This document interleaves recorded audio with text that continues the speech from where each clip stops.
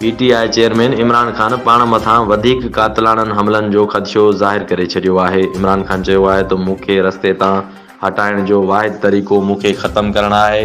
मुंहिंजी हयाती अञा ख़तरे में आहे। पीटीआई चेयरमैन इमरान खान फ्रांसीसी न्यूज़ चैनल खे इंटरव्यू ॾिनो आहे।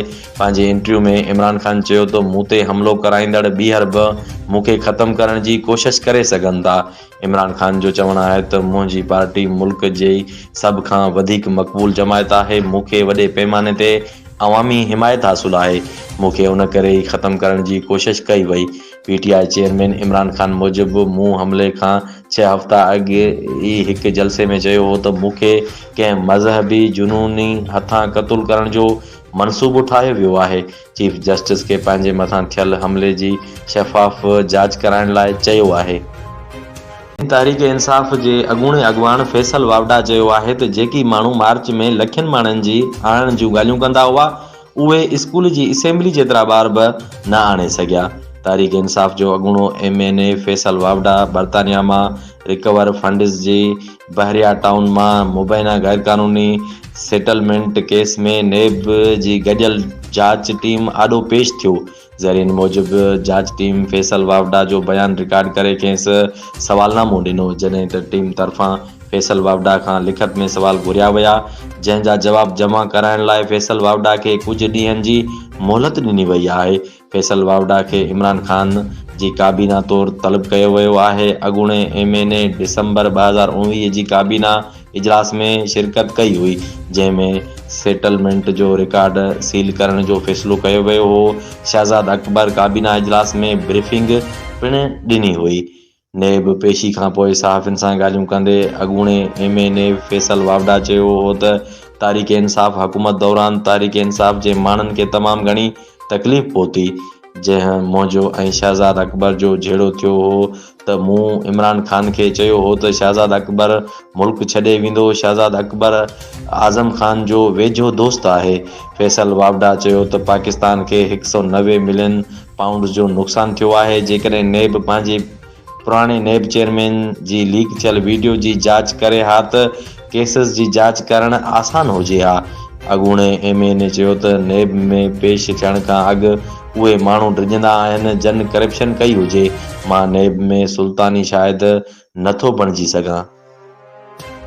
पाकिस्तान पीपल्स पार्टी जो शरीक चेयरमैन ऐं अॻूणो सदर आसिफ अली ज़रदारी वफ़ाक़ी राजधानी इस्लामाबाद पहुची वियो, जॾहिं त बिलावल बि कराची खां रवानो थी वियो आहे। आसिफ अली ज़रदारी इस्लामाबाद पहुची वियो आहे, जिते हूअ नए आर्मी चीफ जी मुक़ररी लाइ सलाह मशवरे में शामिल थींदा।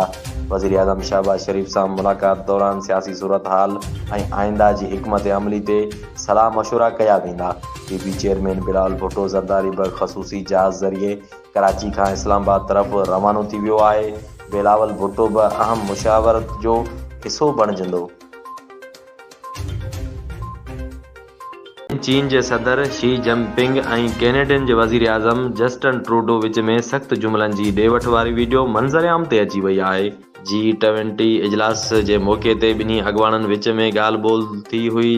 चीनी सदर शी जिनपिंग सख़्त लहजे में मुतरजम ज़रिए जस्टिन ट्रूडो सां ॻाल्हाईंदे चयो त उहो नामुनासिब हो।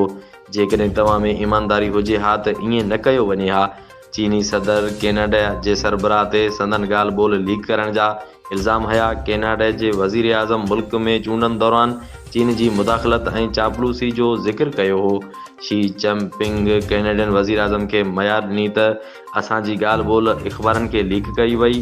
कैनेडा जे वज़ीर आज़म जवाब में चयो त कैनेडा में असां ईअं ई आज़ादु अंदाज़ में ॻाल्हाईंदा आहियूं ऐं आइंदा बि ॻाल्हाईंदा रहंदासीं। उहो चई जस्टिन ट्रूडो अॻिते वधी वियो त पिथोरो भरिसां घर मां घोट जो लाश हथ आयो आहे।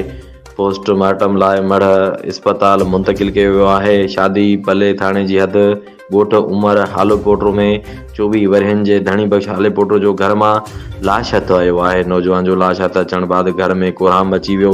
वाक़िए जो कारण मालूम न थी सघियो। नौजवान जे वारसनि मूजिबि असांजी कंहिंसां का दुश्मनी न आहे। नौजवान जी हिन हफ़्ते शादी रिथियल हुई।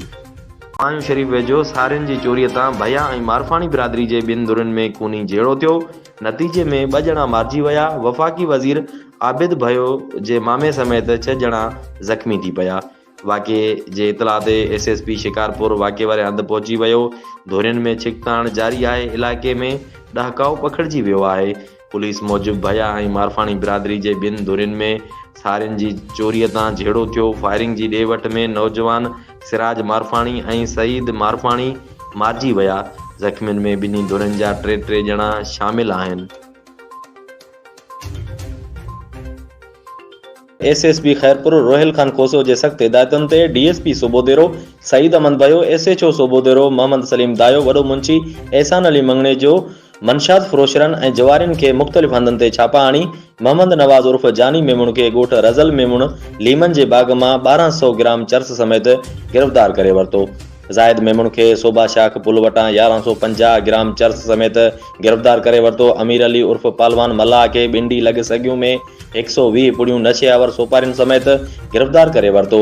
मेराज अली लख खे सोबोदेरो गंबट लिंक रोड सूमरन जे बाग वटां 110 नशे आवर सोपारियुनि समेत गिरफ़्तार करे वरितो ऐं जुआरियुनि ओन रज़ा भागत साजिद हिसबाणी असलम मीरासी खे सोबोदेरो हिंगुरजा लिंक रोड मीरन जे बाग मां जुआ खेॾंदे तास जा पता ऐं 10,000 रोक हथ कया।